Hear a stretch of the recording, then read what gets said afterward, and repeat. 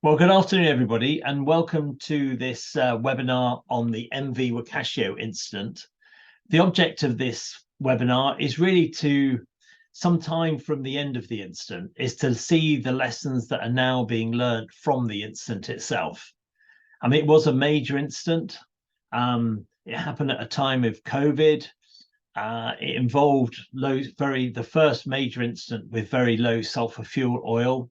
So in many respects, it was a first for it was a first for many reasons. So what we want to do today is to review the incident and see what we've really learned from it. Just a little bit about us. We're the UK and Ireland Spill Association. We're the trade body for marine and inland response companies in the United Kingdom, representing contractors, manufacturers, and consultants. Its accreditation activities for inland oil and chemical spills and delivery of the Marine and Coast Guard Agency scheme for the accreditation of marine spill response organisations is run through our independent accreditation body, International Spill Accreditation Scheme. Now, I mean, this webinar is not about a trade association saying what went right, what went wrong with the incident. I mean, in many respects, we're still learning that. And really, these are for the independent investigations which are ongoing to decide. So through this whole purpose of webinars, of which this is, I think, in fact, not the fifth, but the sixth, it's really to present timelines, to tell the story in as much relevant detail as possible, to speak, and we've been speaking with these webinars with those involved, is to allow you, the audience, to decide, using your experience and training, what may have been done better. The whole incident has been a major incident, and learning should follow from it. And as far as I know, with the series of webinars that we've done, it hopefully tells the whole story. It will tell in all the webinars the whole story of the incident and perhaps the learning which can be done. It's also important to note that very few of us, apart from certainly one of the speakers today, we weren't there. We weren't having to jug the conflicting priorities that there are in an incident, working against the clock, often lacking full information, and we don't really know the pressure involved in making decisions and taking action, which no doubt at the time was in the best interest of health, safety, and the environment. As observers, we did not have that pressure, and we now have the luxury of perspective. Fortunately, speaking today is Matthew Somerville, who was representing the International Maritime Organization on the ground in the incident, and he'll talk later. And also speaking today is Paul Rayner, who's the Sales and Marketing Director of Vicoma, and has a close association with PolyEco, who were closely involved in this incident. And there was a lot of Vicoma equipment used, which is why it's a delight to have both speakers here today. So let's look at the incident itself. Wakashio is a very modern bulk carrier delivered in 2007. It was 300 meters long, 50 meters wide. I mean, if you ran around that a couple of times, you'd get your 10,000 steps in quite easily, and you'd maintain your fitness. It was registered in Panama. This is significant. It was owned by Nagashiki Shipping, but at the time was being operated by Mitsui OSK Lines. It's a busy ship, earning its trade as a bulk carrier. And as you can see through this, it was shuttling to and from Australia for 5 months. And then basically it was being tasked to go over to Brazil to pick up some heavy cargo and then move it around to somewhere else. So it was a busy ship working very, very hard. And do remember that this was a time during COVID. So actually, many of the crew hadn't left that vessel for 6 months, during this 6-month period. So that is an important, significant thing. And there's something which Matthew is going to talk about a little bit later on, which adds relevance to that. Now, it was due to go from China to Brazil. And it took pretty well the standard route that every vessel takes, which is to pass through the straits. Then it dives south to go round the to go round the Cape of Good Hope. Now, remember, it will do the shortest route possible because that's the most efficient route possible. And therefore, it will always cross relatively close to Mauritius, down past the bottom of Madagascar, and then it will dip down round the Cape of Good Hope. And this is basically, if you notice, straight line route until it hit the reef. And it ended up aground on the 25th of July at 19:15 hours.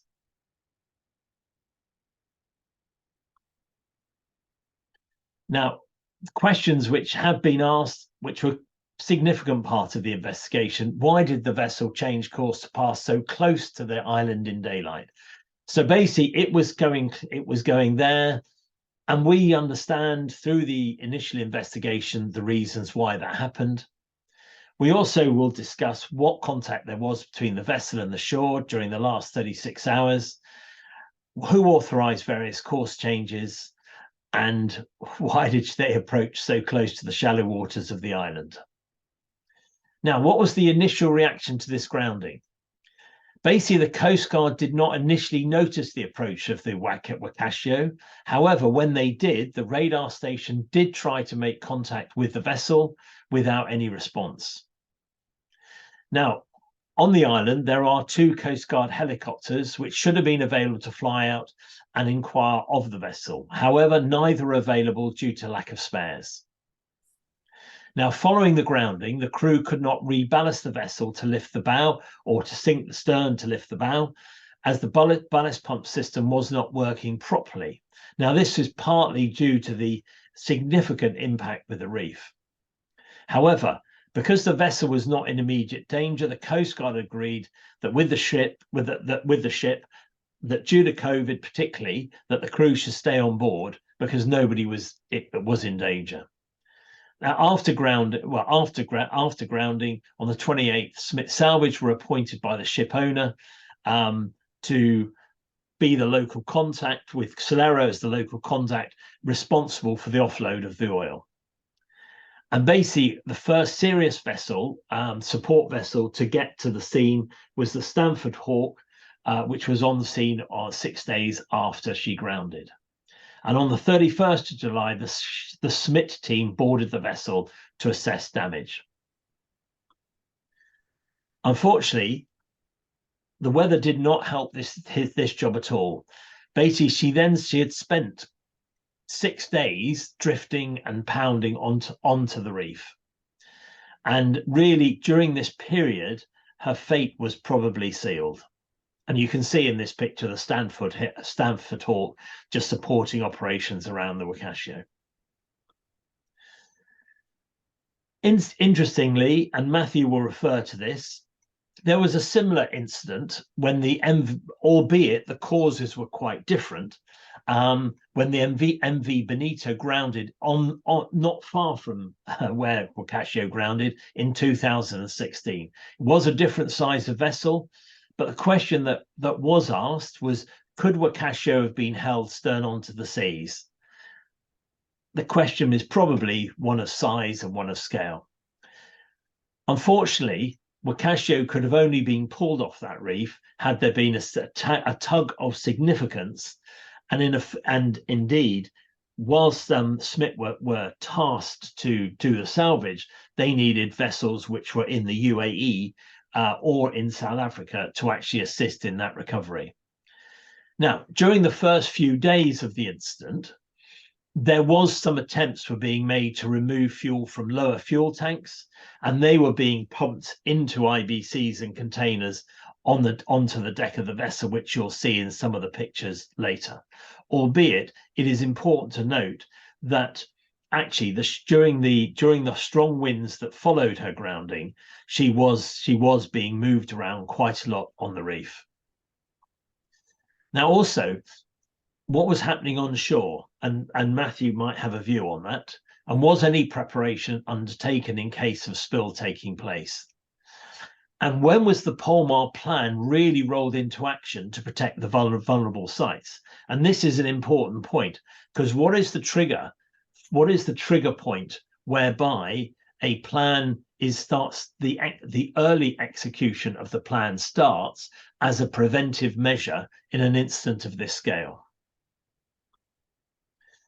On the 6th of August, as we probably remember, we had the first spillage, which is now 12 days after the initial grounding. And you can see in this slide here, you can see the Wakashio on the reef, and you can see basically where the fuel is going.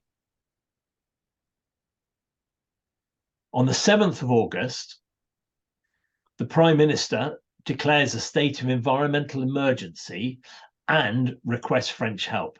In other words, now that a spill has occurred, he can execute the maritime pollution plan, and basically that enabled the response stockpile to be accessed, but also other stockpiles to be mobilized from Reunion, which arrived on the island on the 8th of August. And basically, that was the start of the environmental issues. So what I'm going to do now is to hand over to Matthew, and he's going to take you through some slides which he's put together, which actually give us a very good flavour for the incident. Matthew, over to you. Thank you, Mark. Okay, right. So I'm going to be able to talk from the perspective of being someone who is there involved with this incident, but also with perspective of having been involved with spills for years, and with having spent the time since Wakashio involved in a number of times when I've had to present information on the Wakashio. So I've had to go back and rethink what happened, looked at what was relevant, and I was involved in rewriting the national plan. So I've looked at it when I was there and a lot subsequently. So hopefully some of the stuff that I've got that's come out of it is stuff that's relevant, not for the Wakashio that's passed, but for the next ones that will happen that you might be involved with. We go to the next slide, Mark. Okay. So some of the stuff that I've in the end identified that was important in amongst Wakashio was there was some important lessons on command and control and international support. Some issues about risk and assumptions and how those change. We've all been involved in writing contingency plans. Probably at the time we write them, we make certain assumptions about what the risks are and where they are. In this case, those assumptions weren't that Wakashio was going to go around where she was. Yeah. There's some issues with tiered response. As Mark's already mentioned, this happened in the middle of COVID-19. The priority on the island was not Wakashio. The priority was stopping COVID-19 coming into the island. Yeah, Mauritius was very lucky. It locked down very early. But, you know, that was still a big risk and a big worry for everyone that COVID-19 could be introduced by bringing people or resources in. There's some important lessons in amongst it about training and about learning from history. We all know the IMO training courses, the basic level of knowledge. But the most senior people in the command centre from the government side had that IMO level of training. It wasn't enough, wasn't sufficient, didn't go far enough, certainly hadn't allowed them to look properly at history. And if you look at what's done at a lot of international seminars now where we have 15 minutes on an incident, you know, it's probably not enough to learn the real lessons. UK Spill have run, I think this is the 5th seminar on Wakashio since it happened, rolling out knowledge and information as it's come out over time, making sure there's a fuller picture of what happened. Final one I've got in there about media, social media, civil society, volunteers. Yeah, Wakashio, there was a lot of people who at the time had no work because the tourism industry had shut down due to COVID-19. But the important thing is not just the numbers that were available, but the way they organised and mobilised themselves. It wasn't NGOs that were known, established and integrated into the contingency plans. It was groups of people who organized, mobilized, decided what they were going to do, where and when at the time. Very difficult to tap into, to coordinate, to manage successfully. They did a lot of good work, but there was also a big risk of them doing a lot of things that could have done harm to the environment or allowed them to harm themselves because they weren't equipped with all the PPE and knowledge that we'd probably want them to be. And that's an important thing going to be going forward. Everyone nowadays has a phone, lots of media, lots of communication that goes on outside of the mainstream media. Next slide, Mark. Now, Mark said I was there as IMO. IMO were the UN body that asked me to go, but I was actually there as part of a much bigger United Nations team, a number of bodies from the UN that were already present in Mauritius, plus a number of UN bodies from outside that sent in additional people. In a lot of ways, all of those other UN bodies that were there used their existing structures or the knowledge and stuff they brought with them to facilitate what I was doing. And it was a great team, but something we don't normally see in oil spills. Yeah, IMO has never been a body that proactively sent people to incidents. What you were seeing here was the beginning of something new in how the UN involves itself in a different kind of environmental emergency that has impacts on people. And they did this not so long afterwards in another incident in Chile, Maria Dorgam, where they did the same thing. They sent in a UN team. Yeah. Important in us getting into the country, decision of that guy that's in the photograph opposite me, the Prime Minister, to let us come into country. Yeah. And it wasn't an easy decision, I don't imagine. You know, this is the day I arrived. We're on the beach having a chat. You can see the kit that they've had me wrapped up in. I had to wear that when I was outside the hotel for the first fortnight. So did all the other international people that came in to support would be going around.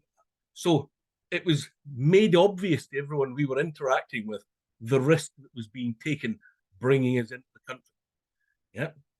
But we got great support from the Prime Minister and a lot of freedom from his office and how the communications and stuff was done with the media to make sure they knew they were getting information openly.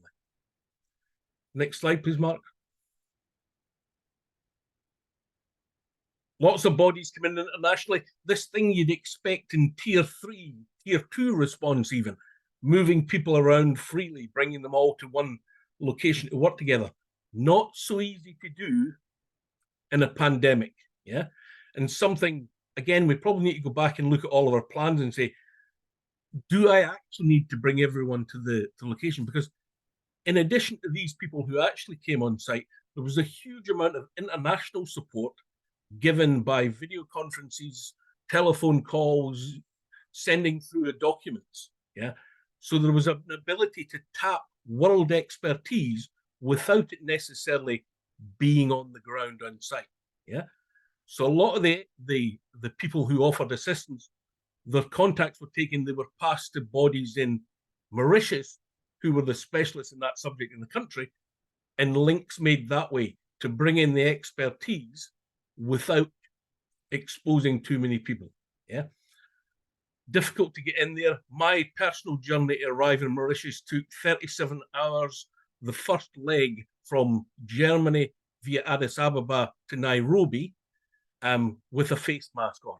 And that's where you learn that you need more than one kind of face covering, a different one to sleep in from the one you read your book in. But that whole thing, getting into the country, that first 2 weeks, anyone from an international team was in the country, they would be in a Tyvek suit, masks, they would be COVID tested daily to make sure we weren't at risk. And after a fortnight, you were then freed up a little bit. Picture of the digestive biscuits in the middle. Not there just for a laugh. It's actually a very important thing that in trying to get all these international bodies to work together, when we couldn't meet at night, we weren't allowed to do that. We couldn't sit around having dinner, Boxes came in plastic boxes, cold. We weren't to sit and congregate together in the hotel. The hotel facilities were all shut down. Yeah. So the way to get people to come to meetings was to offer luxuries that they were unable to get to. And all of the international people weren't allowed to go to the shops. So having a biscuit at a meeting was a big treat. So when the UK High Commissioner, who's in the bottom left-hand photograph in the middle, came along and asked what we needed, he was offering UK equipment, resources, people, and some of those came later from CFAS, a great asset that was sent in. But one of the things I said to him I need was some biscuits, and he duly delivered. And that's how we were able to guarantee getting everyone to come to the meetings and to get over the barrier that was created by wearing the Tyvek suits, the masks, and not being able to socialize, communicate outside of formal meetings. Yep. Next slide, please, Mark. Something that happened in the Wakashio, they, as a country, are very well prepared for cyclones. The UN recognise them as being very well prepared for cyclones. Yeah, they have a dedicated command centre in the capital. That's it on the left. That's where they practice working together, coordinating all the government bodies and all the government agencies. Yeah, the gentleman standing up on the phone is the Minister of Environment, and there's him in one of the exercises. But to run the Wakashio, they followed their IMO training and moved the command centre as close as possible to the instant location. That's the location on the right. Yeah, a single room, yeah, without computers and projecting facilities and printers that we'd normally expect. Yeah, and everyone traveling there. Yeah, it created a problem then for people doing their work, but it was what they'd been trained. But being close to the incident, but actually unable to see the ship, didn't help any. Had we been in the command center, things might have been better on accessing information, printing, presenting things. Yeah, so something to think about. With modern technology and the idea of the common operating picture, you need facilities to be able to share that information, to bring it in and to send it out. Yeah. Next slide, please, Mark.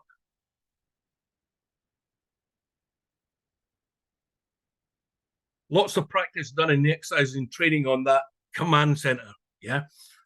But the bit that was missing was people hadn't been trained to do this thing of having meetings in the field, the coordinating of the physical activity that's happening. Yeah. And, you know, some pictures when they're doing it in Brazil back in 2004, Chile in 2005, Mauritius in 2020, this thing of getting people together for meetings on the beach in the morning to coordinate, make sure the plan that had been issued the evening before was actually going to be able to be enacted. How many boats had broken down since? How many men had not turned up? Was the weather different from what we'd expected? Yeah. Not a picture in there, but the other one that's missing from that is the salvage.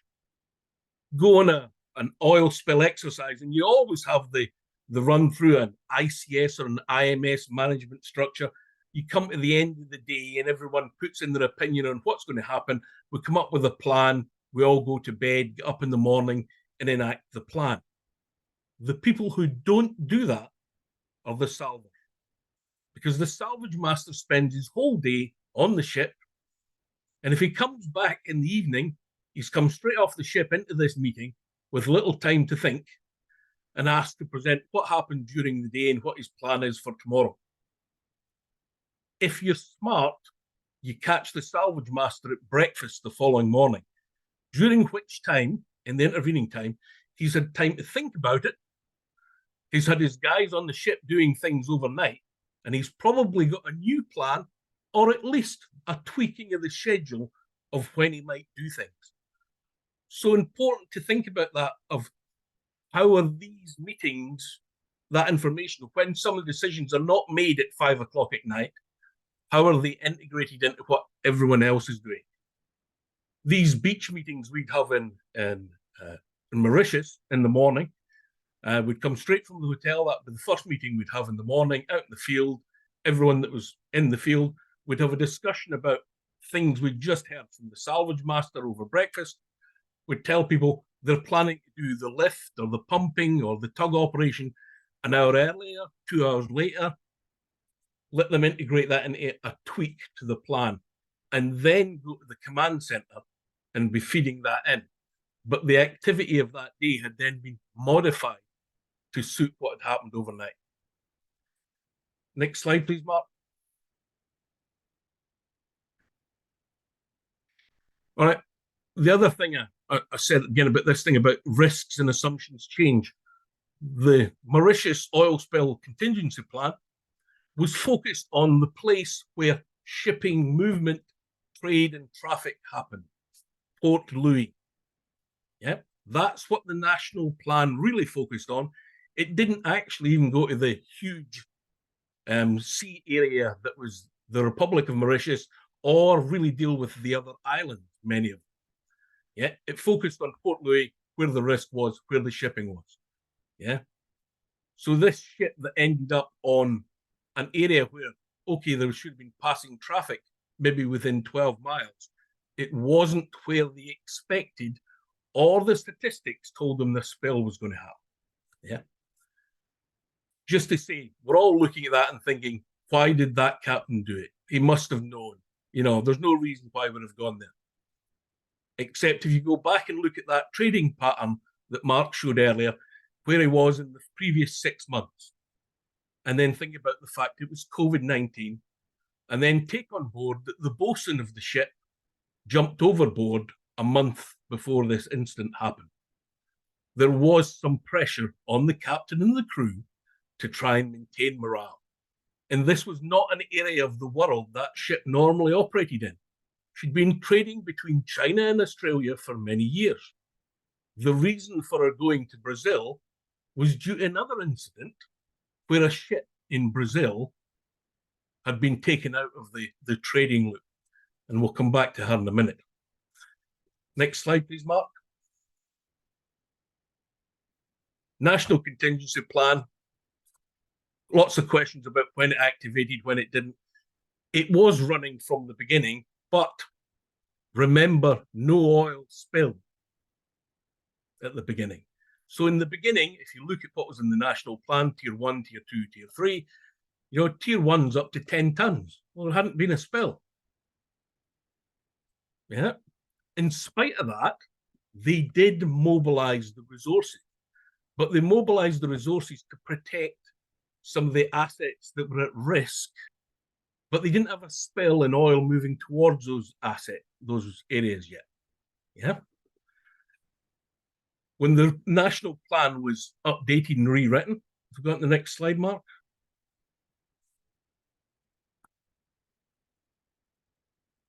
It went from a scattering of documents they had to a new plan. In amongst that new plan, it was deliberately broken up into sections to allow it to be kept up to date. There were some bits that needed political approval. There were some bits that were operational. There was 2-page summaries for those that didn't want to read the whole plan, so they were at least aware of what was in it. And there was things like a dispersant policy was actually finalized and put in place. In amongst all of that, if we go on to the next slide, what was in the response levels was changed. Yeah, they insisted on keeping the same quantities. So 10 tons was tier 1. But the order they now appear in the plan is reversed. So you start reading about tier 3 first. Yeah. And it doesn't actually limit itself to just being oil. It talks about quantities of pollutants spilled or at risk. Yeah. And there was emphasis in amongst the text about the principle of prudent initial overreaction. And it's deliberately written in the wrong order, 3, 2, 1, that you have to downscale the response, not upscale the response. Because people are more reluctant to start, if they've gone for tier 1, they're more reluctant to say tier 2, tier 3. This way, they have to make sure they don't think it's a tier 3 before they take it down to a tier 2. Only a little tweak, but one they felt was important when we rewrote the plan. We go on to the next slide, Mark. So when I was arriving in on site, this was the images we'd been seeing of Wakashio. in the first few days when we were all seeing this around the world. She'd gone aground. She was light shit. Looked like she'd probably come off. That's what the crew were thinking. That's what the government were thinking. Things changed, however. We got the next slide, Mark.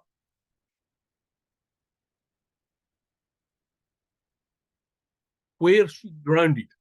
She grounded in a very close to land. She's not deep water. Yeah, the bow is on a reef. Yeah, so this isn't deep water at sea recovery operations. Yeah, and around about where she are, there's a number of sites that are very sensitive. Now, this is a country that understands environmental sensitivity. Yeah, this is where the dodo used to live. Yeah, so you've got the Blue Bay Marine Park, International Ramsar site. You've got another international Ramsar site just where it says, close to where it says Zone A, there's a mangrove area behind there. Yeah. And then you've got this little island, Elox Egrets. Every endangered species that they have on Mauritius, they've got on that island. Yeah. And none of them are more than a couple of kilometers away from where the ship is. Yeah. Go to the next slide, Mark. So in the days before she spilled, and still continuing after she'd spilled, a lot of the focus was on things like Blue Bay. That I've highlighted in yellow there, the line there, it's hard to see, but that's where the boom was positioned. It's where the boom that the government stockpile held was positioned. 2,000 environmental pins, stainless steel into coral to put this boom in place. Yeah. Risk of oil moving in that direction? None. Not according to the locals, the people who studied it, but it was on the list as a Ramsar site, a very high environmental priority. Yep. Next slide, Mark. Looking at it the other way, yeah, like from the ship looking in that direction.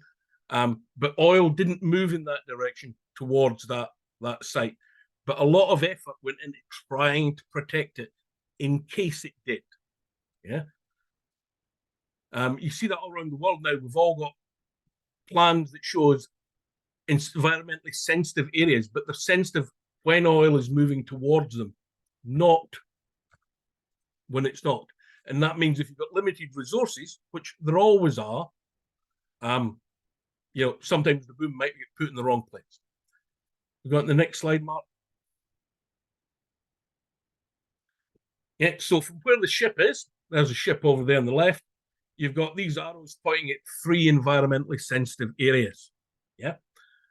The one in the middle there to the right, point at this marsh area behind, that arrow also points to the main operational point for oil recovery vessels and booms being deployed in the response.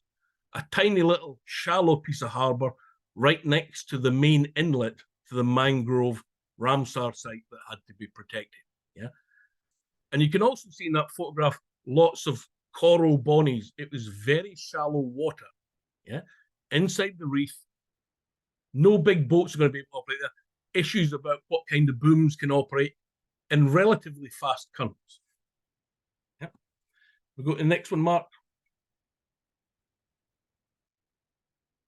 By this time, the ship was started to leak oil. The salvors had been on board and they'd assessed the ship. And well, basically assessed that she was holed from stem to stern, and there was 2 big cracks, one up either side at number 2 hold. Yeah. The ship's back was breaking. Yeah. The situation was definitely much worse. And in the period after the government declared the national emergency, having come to know about this, there was a release of oil. Yeah. Next slide, please, Mark. So, day 1 on the ground, get a look at what things really look like. Look at that picture on the right. This is shallow water. When you can walk within 150 meters of the casualty and only water come up to your knees, it's not going to take big booms. Yeah, you're not going to be even able to get high sprint in there. Even your normal Sentinel type boom, you're looking for the smaller variants of it to ensure that the distance between the skirt and the seabed doesn't entrain oil, and it doesn't stir up sediment, because the sediment could do as much damage as the oil. Yeah. It was clear even at that stage that the ship's hull was breaking, as you can see in the photograph on the left. There'd lots of these chute tanks they were using to take oil from the ship's cargo tanks, bunker tanks, up onto them and then lift those off the helicopter.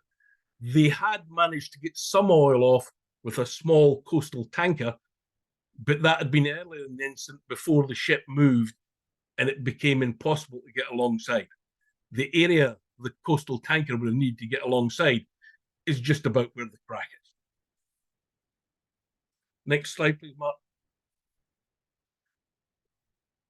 They were, in their thinking, the government's thinking, influenced by what they'd had before. The incident with Bettina, yeah, in that case, one of the crewmen had become ill and had deliberately sabotaged the engine room. The ship ran aground. She was light ship. Bunkers were removed and she was refloated. So they had that bit of experience of an incident about 5 kilometers from where the Wakashio was, where the ship had been salvaged and refloated. Yeah. So they had experience of success, which maybe gave them some confidence initially Wakashio might come off again. And the crew felt the same thing on the Wakashio, because if they didn't, they would have abandoned ship. Next slide, please, Mark. In the response to the Bonita, what they do, they did salvage, they deployed booms from the government stockpile, government personnel deploying them, not volunteers. They used helicopters to lift oil off, part of the bunkering operation, and they made some improvised booms with sugarcane bagasse. Using bagasse was in the National Contingency Plan. It wasn't invented for the Wakashio. Okay. Next slide, please, Mark. Yeah, so there's a scenario. The ship by this time, she's no longer bow on as she'd run around initially. So now the engine room is sunk. The bow is actually freer than the stern by this stage. And the back's broken and she's starting to split in two. Yeah. So the salvors are up against a timeline here to try and deal with the 4,000 tons of oil that was initially on board and see how much of that they can salvage without there being a spill. Yeah. Next slide, please, Matt. Yeah.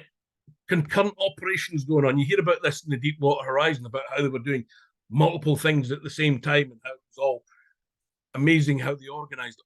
Well, Wakashio, they were doing salvage, they were doing transfer, they were doing helicopter operations flat out as much as they could. You heard Mark say about how they had 2 helicopters. At one point during the Wakashio response, they got that up to being 3. But those 3 helicopters ran night and day, lifting people and oil on and off the vessel. Luckily, the international airport's only about 1.5 kilometers away. So they were able to get in there. And the international airport wasn't busy because Mauritius was closed down. Next slide, please, Mark. Yeah. Was attempts to try and put booms in some of the locations close to where the ship was. But as you can see here, even where oil was being captured, unless the tide was right, it was impossible to get there and recover it from those booms. And there was a lot of sediment and things being stirred up as well, just due to the presence of the ship being there. Yeah. Yeah, this main incident that happened when she lost about 800 tons, comes in and heads straight north, doesn't go towards the Ramsar sites, but it does go round this little island with all the wildlife on it. Next slide, please, Mark.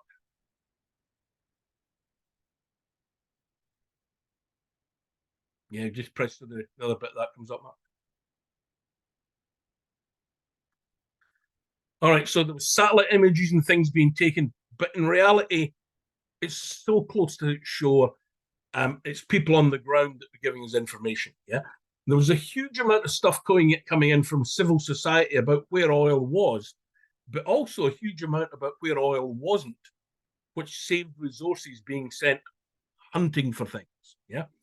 And something that probably could be used better, getting civil society to do that bit for you, tell you where the oil isn't as well as where it is.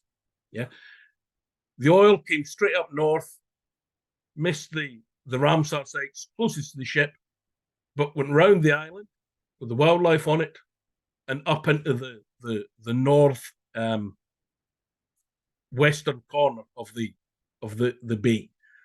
This is the old Grand Harbour. The port was originally found by the Dutch, and the oil then bounced around towards the east. And this is where a lot of the improvised booms that volunteers made stopped the oil migrating or stopped it impacting on beaches.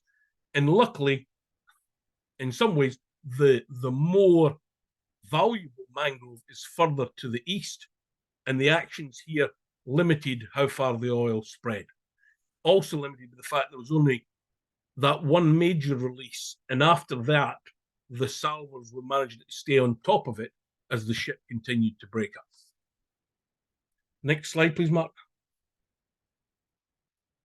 Yeah, maps were being produced of where oil was, and it's that thing. If you just look at the blue bit down there on the left, all of the sensitive sites not being impacted, but areas further north being impacted. And the biggest concentration of where oil impacted is also where the town of is, and where the population are, and where a lot of the fishing vessels operated from. Next slide, please, Mark. Wasn't just about very low sulfur fuel oil. Yes, we hadn't had a spill of very low sulfur fuel oil to this point. Research had been done, but the research was done on what they thought was going to go in very low sulfur fuel oil. As a result of COVID-19, refineries had different stock levels. What was in the formulation, the very low sulfur fuel oil that was used here, was inside the IMO specifications, but it actually was different. It stayed liquid and mobile for much longer. That helped with some of the cleanup, but also gave us some unexpected things that was happening. When you change engine fuel oil, you don't just change the engine fuel oil, you change the cylinder lubricating oil, you change lubricating oils for other things to balance the temperatures and things now being generated in the engine. What we had here, one morning when I got up, went down and wandered at the beach next to the hotel, and I saw this coming in, a dispersed cloud of black that only when it contacted with the shoreline did it turn back into being a surface layer of oil. That was some of the cylinder oil. So that was their indication that the cylinder oil tank on the ship had been ruptured.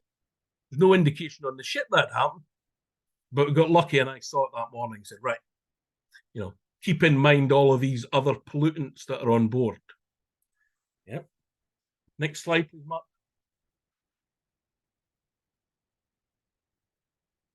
Don't worry about the heading. It's because I used this slide in Brazil just 2 weeks ago when we were talking about this to an audience. That's the little harbour there where the response is being mounted for the incident. Yeah, just to the right hand side is the entrance into this Ramsar site. Yeah, so there is no opportunity for big vessels, for big bits of equipment, and one of the struggles was actually the stockpile not having enough of the small skimmers, the small boom that could get into these confined areas, and the storage capacity on board the vessels. See, a lot of them had transitioned from drums to using the 1 ton chute tanks. Yeah, the same problems as you got with drums, that people cut open the top to get the oil in easily, but it doesn't help when you're then trying to offload the vessels. Yeah. Next slide, please, Mark. And I came away from it there without saying, but there was this issue of one of the important things to keep the operation running was having someone running that small port that was really efficient and could manage all the resources. You couldn't have all the ships alongside at the same time. You had to coordinate when they all left in the morning.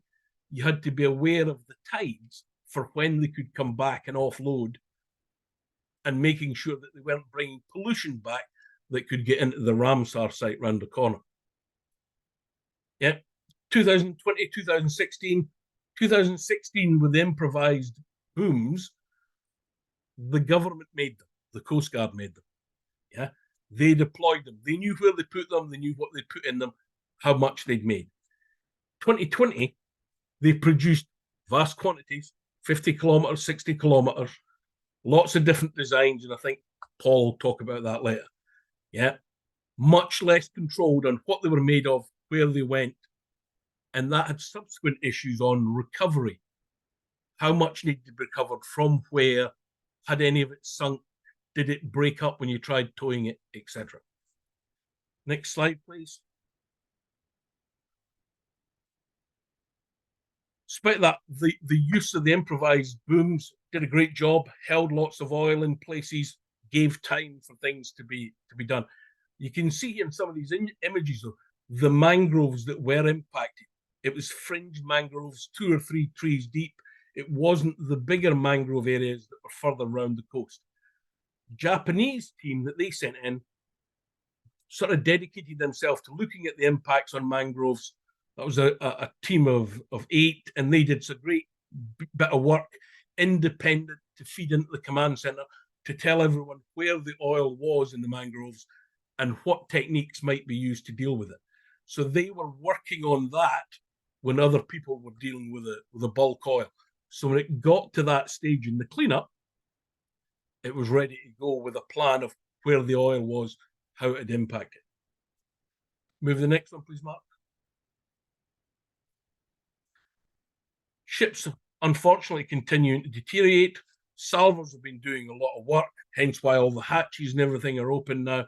Being inspecting her, she's breaking in half. They're still desperately focused on getting the oil from the stern part. There is some oil and pollutant in the front part. Now, I was there giving advice on the oil spill part, not the salvage. So what the salvors were doing was between them and the government, but we were advising them on things like making sure that we got oil off of that forward part of the ship, because there was small amounts of pollutant in machinery and winches and hydraulic systems that was important to get off. Next slide, please, Mark. And again, they're influenced by things that had happened elsewhere. The Bonita, yes, they'd learned you could salvage a ship, but they'd also learned that you get 93.5 nautical miles from where you'd refloated her, and it sinks. They'd also recently had the experience they'd seen on television of the Stellar Banner, a much bigger bulk carrier in Brazil, which had been refloated but was then scuttled because it was unsafe to make a long-distance tow. Yeah, the Stellar Banner is probably an influencing factor on why the Wakashio was going to Brazil and not on a normal trade between Australia and China. Yeah, because there'd been a change in market conditions and ships were doing different work patterns from what they'd been doing normally. Yeah. Go to the next slide. So the casualty does, she breaks in two. We knew this was coming for a number of days. It was building up towards it. What to do with the ship now, the part that's now free floating. Yeah. Now, she's not going to stay where she is. Yeah. And there's a limited number of tugs available. As Mark said, to get tugs for this, you'd have them bring them from the UAE and South Africa, the ones that were already on scene. Go to the next slide, Mark. Yeah. World media was looking at this. I did 140 or something television, radio interviews in the course of the month I was there. Completely different attitude, the UN, from any other incident I've been to. Every other incident, they tell you not to talk to media. The UN here, with the Prime Minister's office, agreed they'd talk to anyone who asked. And so I would come out of meetings and we said, right, talk to them, talk to them, talk to them. There wasn't a brief, we weren't allowed to talk to them about things. And I got in trouble twice. Once with this chap, once with Forbes. Both of them weren't on scene and never interviewed anyone. So they were doing their work remotely and coming up the studio. So we got this story was put out from California about satellite imagery capturing the Wakashio being towed towards Antarctica. Next slide, please, Mark. And it was true. Yeah. There's a line I did in Google Earth. It's going from Mauritius due south, 5,036 kilometers. You get to Antarctica, and there's no landmass in between. Yeah. There was no way that was ever the intention. The satellite image instantly captured did show her at one point pointing south. If you'd taken one 10 minutes later, she would have been pointing west or north or east. Yeah. But the story went out and got a lot of legs about that's what was happening. You go to the next slide, Mark. Didn't make the government's job any easier with that, but they were dealing with salvage. Yeah. So if you look at Mauritius, they've got the ship. She's bound in that south east corner. They're thinking about where else around the island can take her. Everywhere you can see the name of a hotel, that's a tourist area. Probably not somewhere you want to take the ship and hold her for a number of days, the bow of the ship, while you make her safe for a sea voyage. Yeah. Then we've got Port Louis. Yeah, industrial port, very important. Again, wouldn't want to be polluted or blocked in any way with traffic. And there's no way they can leave it near Blue Bay in the marine areas, the environmental sensitive areas they're in already. Do the next, press the next bit, Mark. It'll come up with a highlight. Yeah. So they looked at this thing all the way around the island about where they could take the ship, a place of refuge, sheltered. They're in the middle of the Indian Ocean. Find somewhere sheltered that they could work on the ship. While they were working on the ship, 2 of the 3 tugs they had available would have been away from the stern. Remember, the oil and the remaining pollutant is on the stern. Yeah. So in the end, they made the decision they would do a planned sinking in a location. Yeah. They conferred with the neighbouring islands of Reunion about how they were doing that, and that's the route they took. Controversial for some people outside and with hindsight saying they could have done other things with it. Go to the next slide, Mark.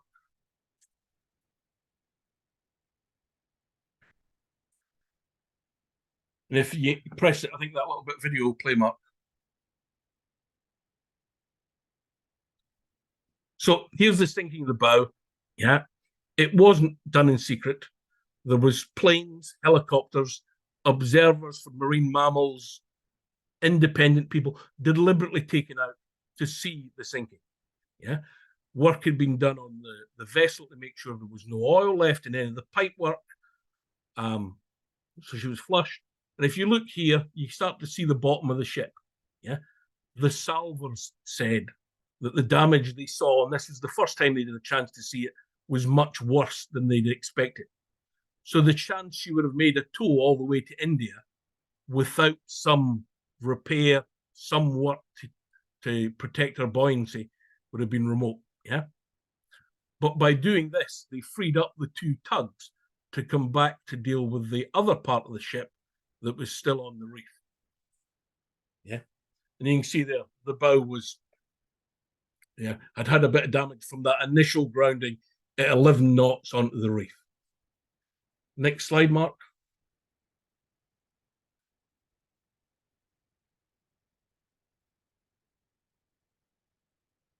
Yeah, it's replaying the video, Mark.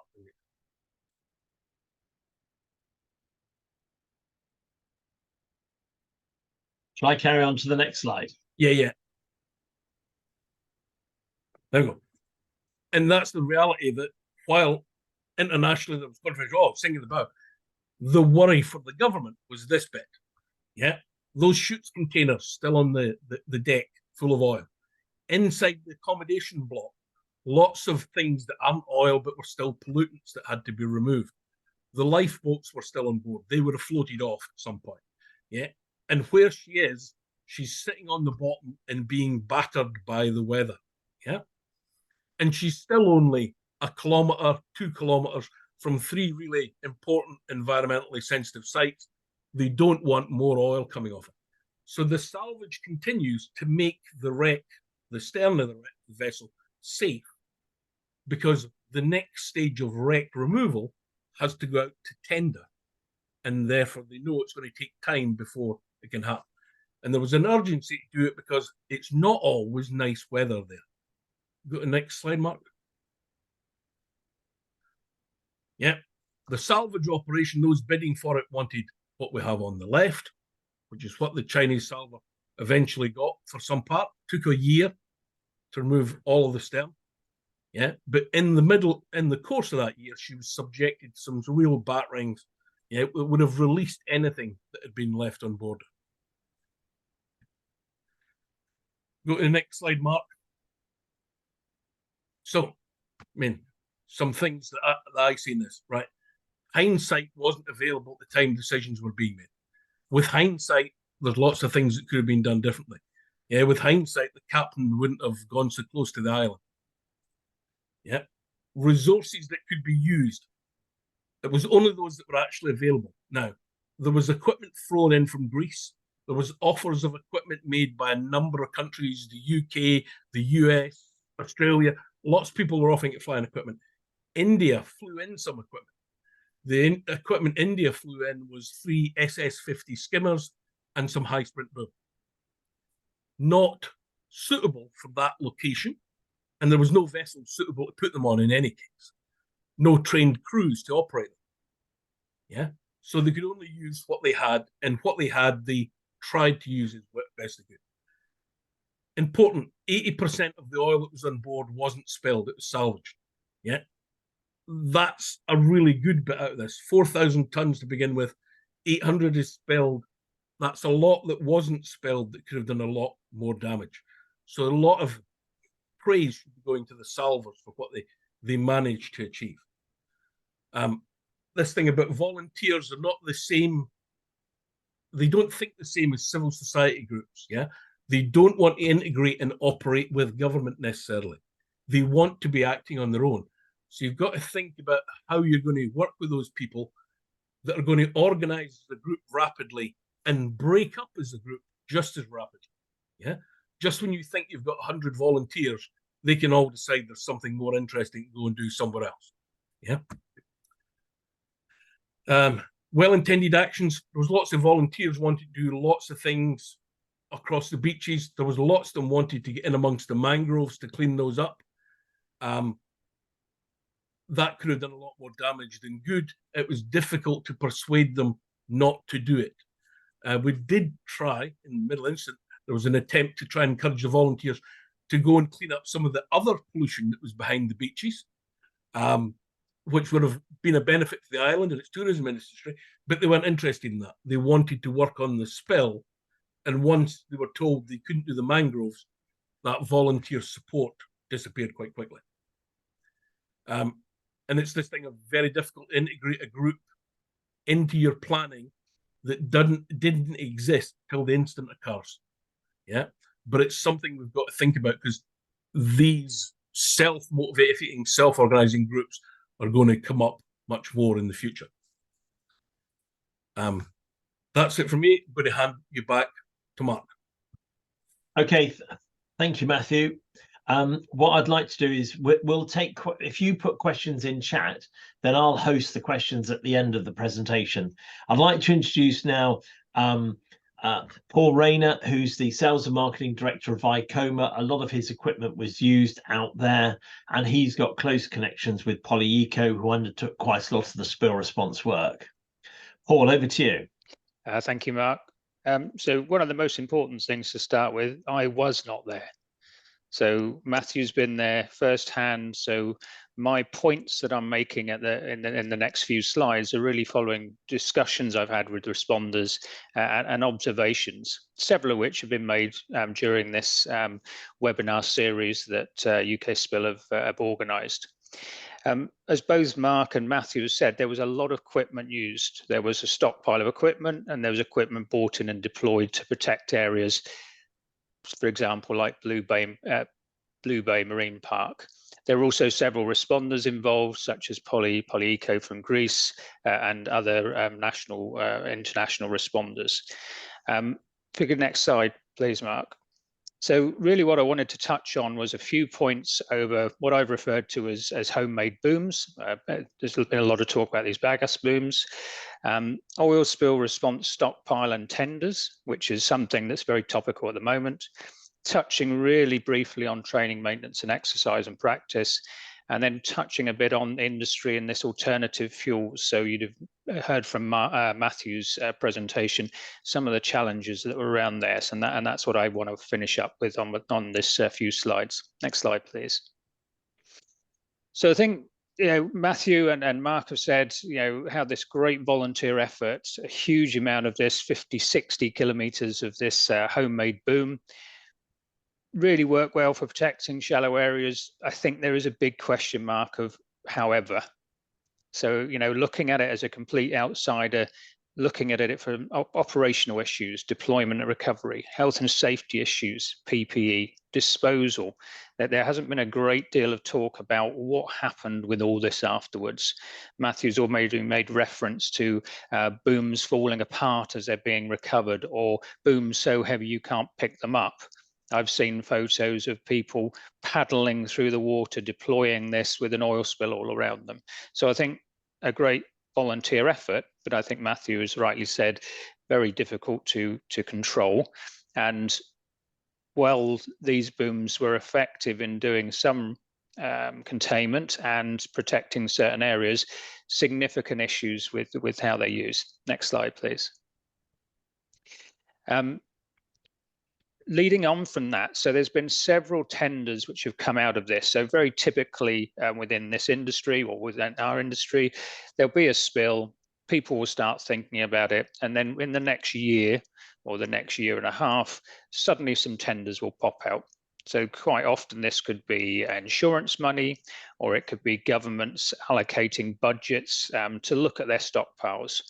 And I think this is an important part to consider. So if you ever go with OSRL, with their training, they'll talk about this equipment stockpile being a toolbox, lots of different tools. So what equipment should we tender for? So it's interesting, some of the tenders that have come out since this bill, what equipment has been tendered.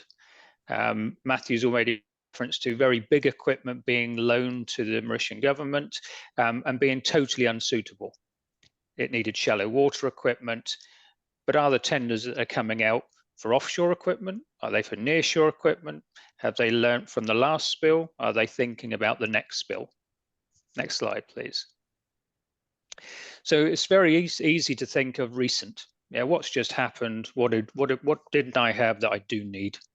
And there's been many examples over the years where there's been an oil spill and then a knee-jerk reaction to what sort of equipment you have. So I remember one very well in Japan many years ago, heavy fuel oil, and then there was a load of requirement for heavy fuel oil equipment, and the next spill was a diesel spill.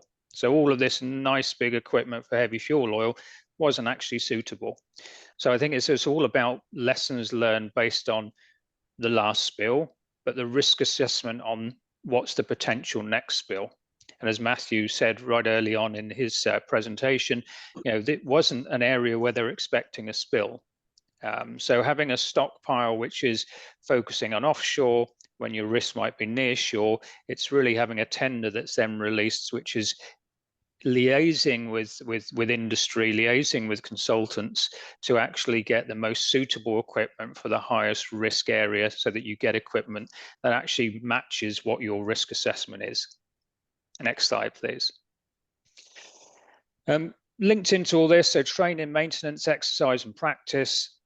Equipment's great. I'm an equipment manufacturer. I love people buying equipment, but it has to go hand in hand with practice, training, maintenance, the right people being able to use the equipment, looking after it. I've spent many years traveling around the world and finding stockpiles of equipment which are still in the original box that was supplied in 5 years earlier. Any tender, I think, needs to be looking at this whole picture of, okay, equipment is part of it. How do I look after it? How do I train my team to use it? Then how do I store it? How do I maintain it? How do I practice and exercise with it? Next slide, please. One of the big issues that Matthew certainly mentioned and Mark has mentioned in the past has been this alternative fuels. So I think this is, I'm going to touch on this briefly, but a really interesting point. So Matthew made reference to the cylinder fuel, I think it was, that oil that had come up and was not like oil at all. It was like a dispersed cloud, and then as it hit the beach or hit the land, it came back to being an oil. The next slide, please. So I spent quite a bit of time from an industry perspective as a manufacturer looking at where's the industry going. So I've attended seminars, I've attended webinars, I've read up a lot, and I started making a list of some of this alternative fuels for merchant ships. I started running out of pages of alternative fuels for merchant ships. And this was without touching on things like the lubricating oils, the other pollutants that were there. So next slide, please. So all I could come up with was actually there seems to be a bit of a scattergun approach at the moment within the industry to say, yes, we're going to use alternative fuels. We're not actually sure which one. So what is the strategy for the industry to actually say, which route are we going? You know, how are they then dealing with the response of that? How are they integrating with the manufacturers for the development of products for it? So if we're going to go away from heavy fuel oils and we're going to go into look to low sulfur fuels or alternative fuels, how are we going to deal with that? And if we go and put all of our effort into this direction and the industry is still going in this direction, what about when the spill is one of these next time? What if there isn't a piece of equipment that's actually going to do it, that actually is going to be able to clean it up, that we haven't practiced with, that we haven't trained people with? So I think it's a really interesting point to talk about this strategy of the shipping industry, about which direction we're going in, and then how they're engaging with manufacturers, responders, consultants, to the whole package of what happens if. So if there's a spill, how do we deal with it? How's a contingency plan written? How's the equipment selected? What type of equipment? What training is given? What plan do you have? Next slide, please. So I think what I wanted to do was wrap up really with a few what I thought as challenges. So Sorry. it's okay. So on the challenges, so homemade booms, these bagasse booms, okay, important, they did a good job. However, what about the operational issues? What about the health and safety? What about the disposal? 50, 60 kilometers of boom, disposable boom, now oiled, which is hazardous materials, has got to be disposed of. Donated equipment. I was actually trying to come up with a word that was good for this. I came up with nice, which was the politest word I could come up with. Was it suitable? And more interestingly, was it even used? So I think there's often this grab, yes, I'll get all this equipment, but really, is it the right equipment? You know, so I've seen pictures of skimmer systems with no hoses. Okay, well, they can't join together, so they can't operate. Or I've seen booms with no reels or no tow sets or no anchors. So how are you going to deploy it? Earlier on, I mentioned tenders. So the tenders that are coming out, are these based on the last spill or lessons learned from that last spill? Or are they based on the risk assessment of where future spills might be? So if I go back to that OSRL toolbox, are we having enough equipment and different types of equipment to cover the potential risk for where a spill might happen? And then as part of that process of tendering, are we actually thinking about training, maintenance, exercise and practice? Are we budgeting money for that? Are we planning for that? And lessons learned, I've really put, you know, is this learning from the last spill or planning from the next? So really what I wanted to wrap up with on the next slide was a question. So are the lessons learned on this, or are they still to be learned? So I really think, in my opinion, my humble opinion, there are lessons that have been learned. There's still a lot to be learned. And I think forums like this, where we get industry to be able to discuss and talk about these sort of incidents, is where we're going to learn from them. Thank you, Mark. Right. Thank you very much indeed, Paul. Thank you, Matthew. We will come back to you in a minute. I mean, there are lots and lots of questions posed, But if we, which we need to address, and the attempt is to try and address these in the following few slides. I mean, when we work out why did the vessel hit the reef? Well, it deviated from its approved navigation plan. The captain authorized the approach close to the shore so that he could gain telephone and internet signal for his crew. But the first officer, the chief, and the first officer and the chief engineer were on the bridge at the time that it actually hit. And it was in daylight, where it was twilight, but it was actually, surely they'd have seen the water on the reef. Were they even actually on the bridge? They might have said they were on the bridge, but were they actually on the bridge? Where was the capability? And we have to look at that. And we know, I mean, that's where funding goes. There needs to be review following it. So make sure that basically the kit that you've paid for is still there. There was lots, as Matthew's alluded to this, there was lots and lots of misinformation floating around. And, you know, and as I guess everyone who was sat at home at COVID who had an interest in the spill world was actually following this fairly closely, because there wasn't a lot else going on. But actually, it is important that we review, and we appreciate that what was done to undo the mistake that the crew on board the vessel made. But also, we also need to understand why it was made. We've already touched on that one. I don't know where I'm going. Right, okay. We have to look at, and Matthew has touched on this, where the booms were deployed. They were deployed to protect their major risks, their major environmental risk sites. But with what they had, and it was only 3,400 meters, you can see where it was, where it had been sited.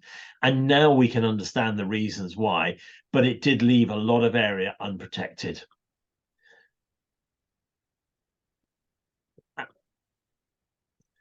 Now, in one of the webinars that we did, I think it was webinar number 4, we had a fantastic presentation on polyeco, and I would suggest that you go back to webinar 3, webinar 4, because polyeco in these 2 webinars did quite a lot on the initial response, and then on the waste management issues, and how they then carried on with the cleanup. If they were really interested, I would urge you, if you're interested in this topic, to go through there, because there are a lot of good learning which came out of the approach that they used. But the waste management was significant, and it wasn't just, you know, in the end, they had plenty of human resource, which were 240 of them, I think it is, who were basically fishermen who couldn't fish. So they were competent. They were aware of some of the maritime risks. They were very good at maneuvering vessels and using vessels and utilizing and being familiar with the environment in which they're working. But a huge amount of waste was generated, and we come on to that. 370 Mauritians were engaged, and you can see the environment that they're working in. But without some of these bagasse booms, this product could well have migrated elsewhere, because, as Matthew has alluded to, yeah, it's a lovely place, but the weather isn't always stable. So they really had their benefit, but so they had their advantages, but the disadvantage was they were very difficult to dispose of. They were made of lots and lots of different components. All the different components needed to be processed for waste and disposed of, and a huge amount of waste was recovered. In general, the post-spill cleanup went well, because most areas reopened by December the 20th, with the last area reopening in March 21, which was in the mangroves. And by then, the mangroves were passed as being clean.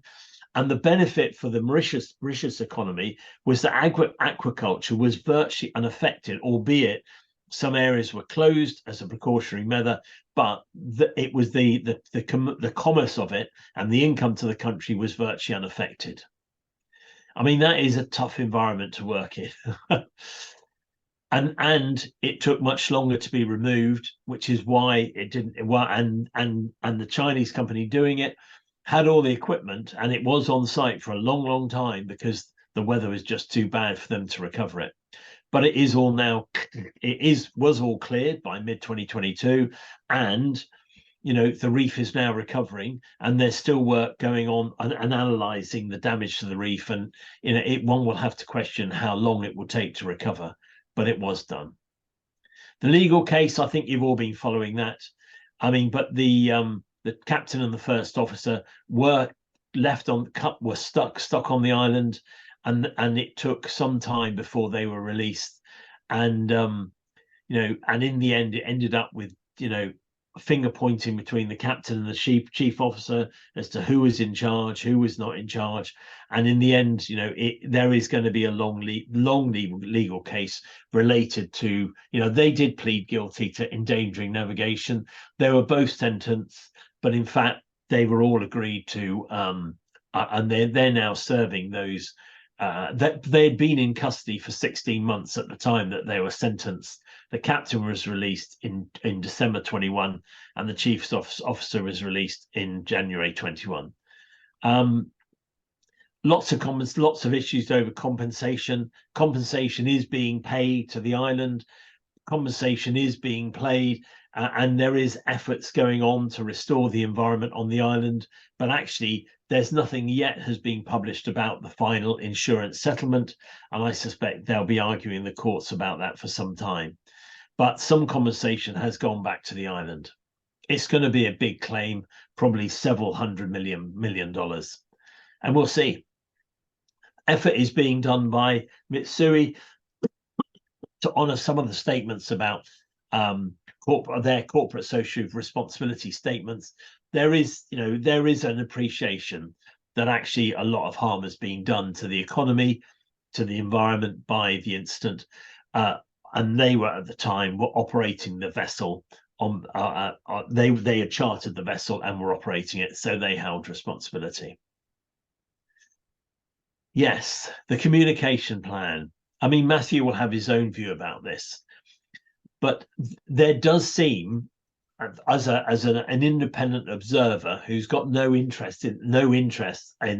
commercial interest in this at all, the government appeared to hide behind the ship owner, the salver, the charterer, but the government really should have led the communication plan.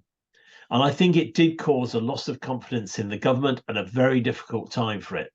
It seemed that they didn't have a media strategy, a communication strategy.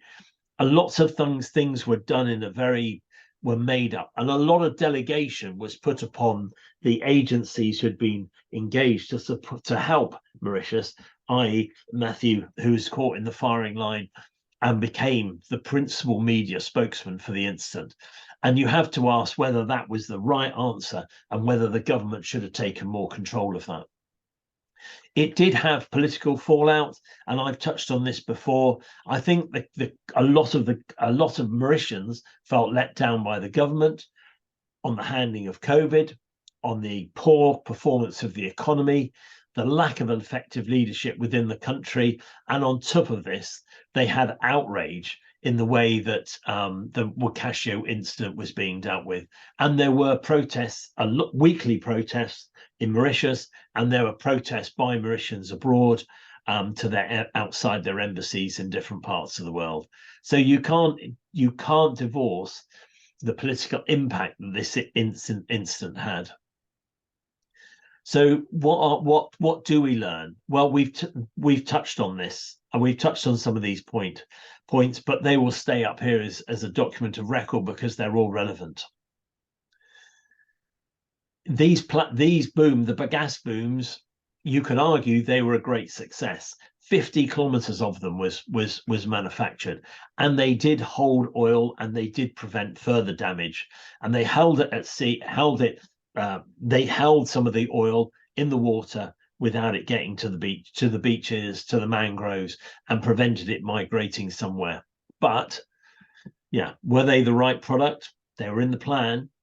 And actually, because of competent fishermen and because of the significant employment of the fishermen, I think at least they were being paid and they were being compensated because they couldn't fish.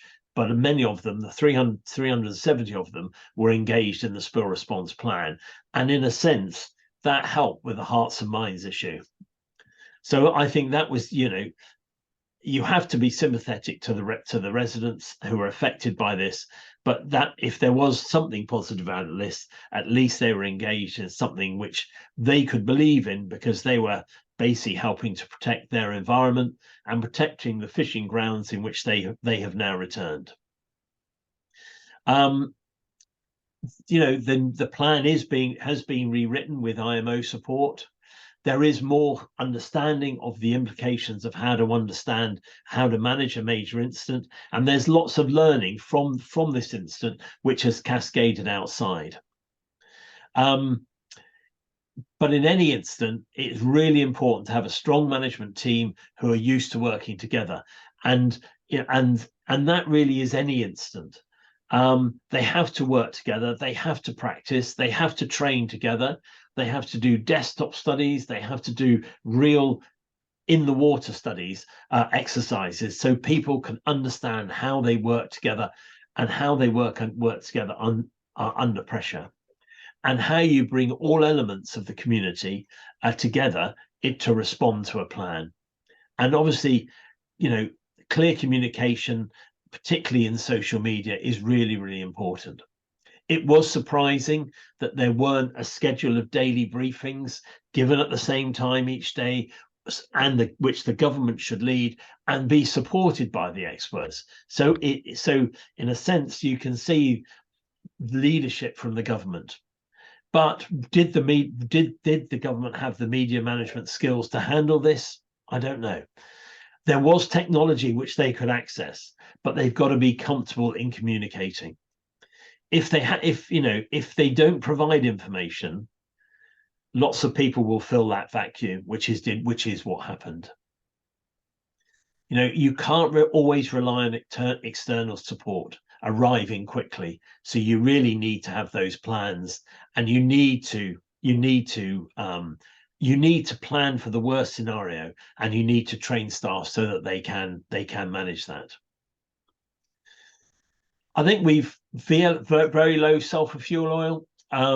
We've learned a lot about how it behaves in water, but the issue I think we've got with very low sulfur fuel oil is each blend seems to be different, and you can take samples from Singapore, you can take samples from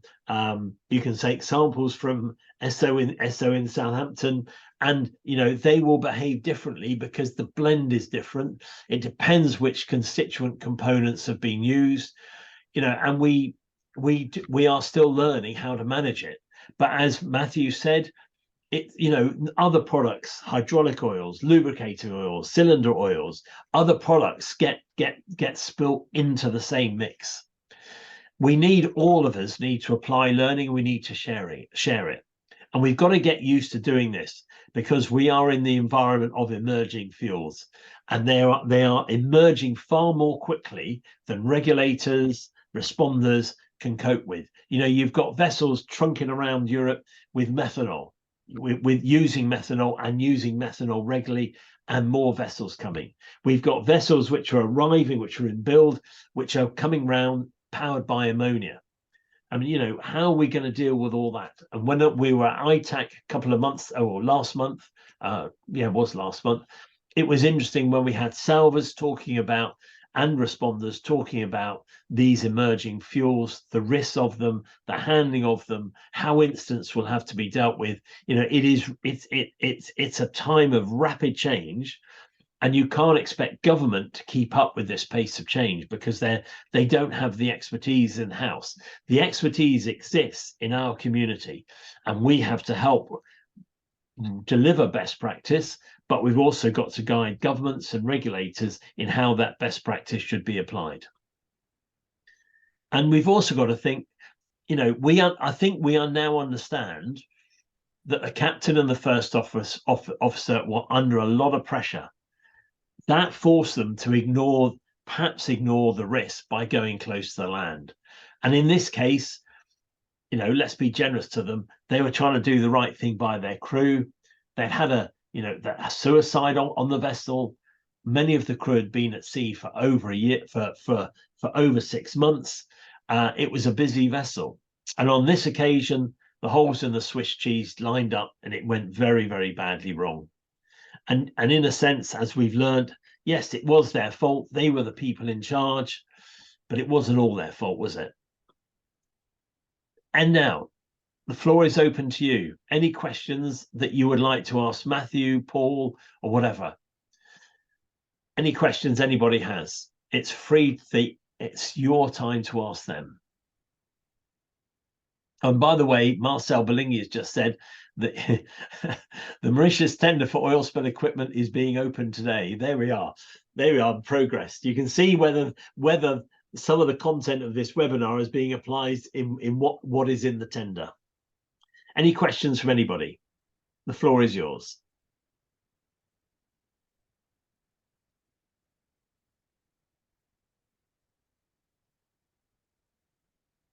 Well, if there are no questions, I'd like to thank Matthew Somerville from Spectrum Spill Services and Paul Rayner from Vicoma for presenting on this.